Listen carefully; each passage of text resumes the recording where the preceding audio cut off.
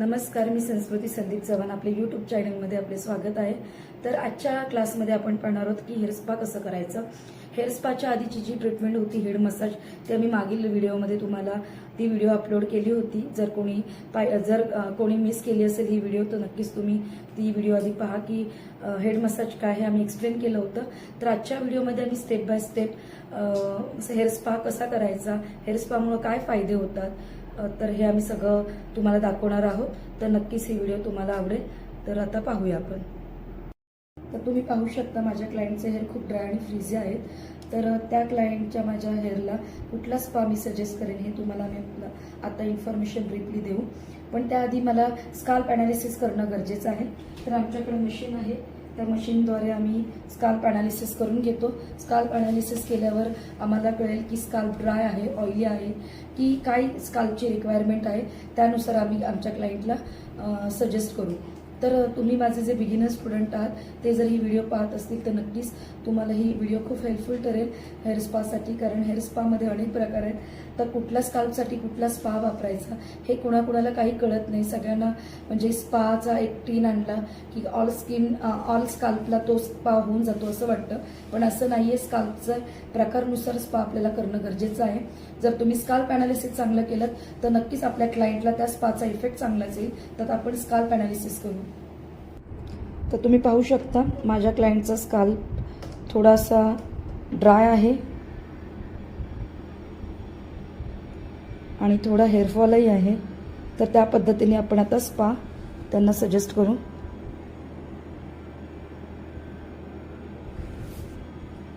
तर आता आपण हेअर वॉश घेऊया.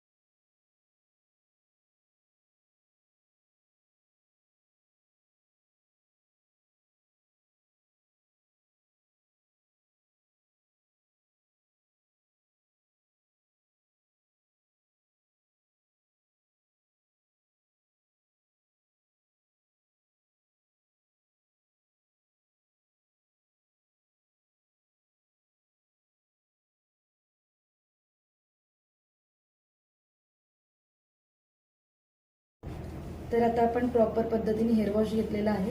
हेअर वॉश घेतल्यानंतर आपण आधीच आपली स्काल्प अनालिसिस टेस्ट झालेली आहे. त्यानंतर कळालं आहे आपल्याला की हेअर खूप ड्राय स्काल्प असल्यामुळे आता आपल्याला ॲम्फ्युएल वापरून त्याला आपण हाय फ्रिक्वेन्सी फिरवत आहोत की ज्यामुळे जे काही इन्फेक्शन आहे आपल्या स्काल्पला आलेलं, म्हणजे फॉर एक्झाम्पल डॅन्ड्रफ आहे, तर डॅन्ड्रफ हे एक सुद्धा स्काल्पला झालेलं इन्फेक्शन आहे, ते थोडंसं कमी करायचं काम आपली हाय फ्रिक्वेन्सी मशीन करते. तर आपण एक ॲम्फ्युएल टाकूया. लॉरियलचं जे ॲम्फ्युएल मिळतं ते आपण टाकून घेऊ आणि त्याच्यानंतर आपण हाय फ्रिक्वेन्सी मशीन फिरून घेऊया. आता लॉरियलचं जे ॲम्फ्युएल आहे ते आपण हेअरच्या स्काल्पला टाकून घेऊया. पूर्ण सेक्शन बाय सेक्शन मध्ये आपण ॲम्फ्युएल वापरू आणि हलकंसं त्याच्यावर 1-2 मिनिटं मसाज करून घेऊया, म्हणजे त्याचं पॅनिट्रेशन लेवल वाढेल. आणि त्यानंतर आपल्याला हाय फ्रिक्वेन्सी मशीन फिरून घ्यायची. तुम्ही बघू शकता हलकेसे हेअर आपले ड्राय पाहिजे. खूप वेट हेअर असतील तर तुम्हाला थोडासा करंट पास होईल, तर तेवढी प्रिकॉशन घेणं गरजेचं आहे.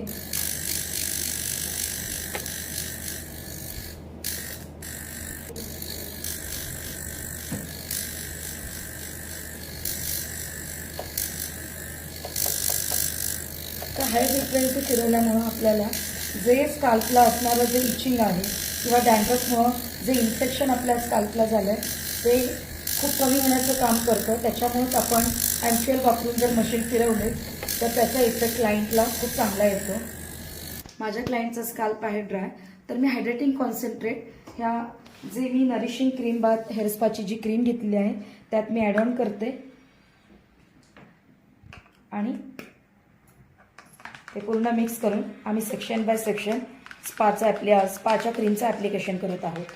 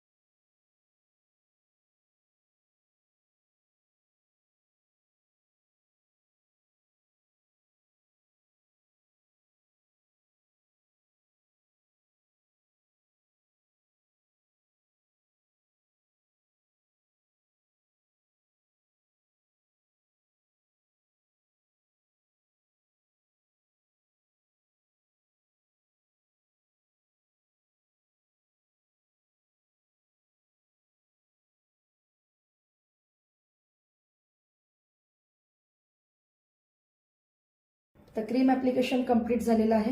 आता आपण हेड मसाज करूया. 7 ते 8 मिनिटं हेड मसाज करून घेऊ आणि त्यानंतर आपण हलकीशी स्टीम देऊया.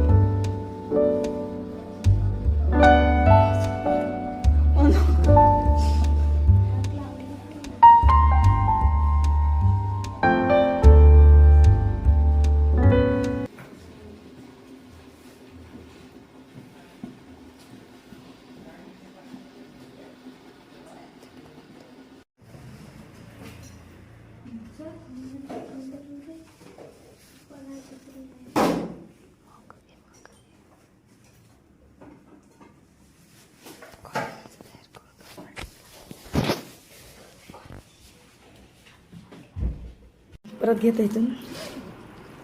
तर आता आपण हेअर वॉश घेत आहोत. पूर्ण जी क्रीम आपली ॲब्झॉर्ब झालेली आहे त्या क्रीमला पूर्ण आपण काढून टाकतोय.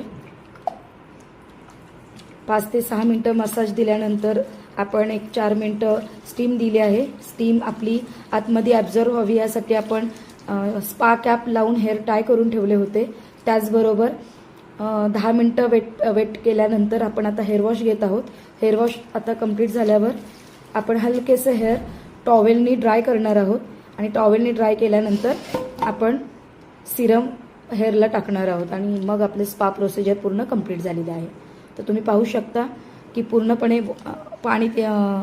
पूर्णपणे हेअर वॉश करताना पूर्ण आपण पाणी काढून टाकलं आहे आणि हेअर वॉश फक्त आपल्याला नॉर्मल वॉटरनी घ्यायचं आहे.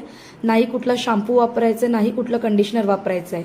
पूर्ण फक्त क्रीम आपल्याला काढून टाकायची हेअरमधली.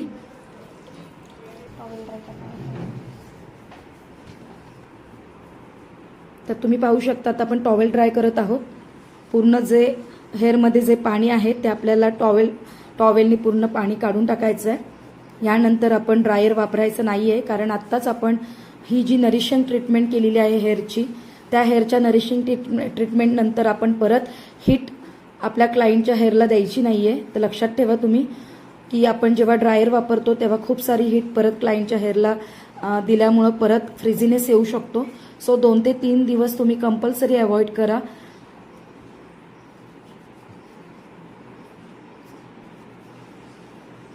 तर नक्कीच तुम्हाला ही व्हिडिओ.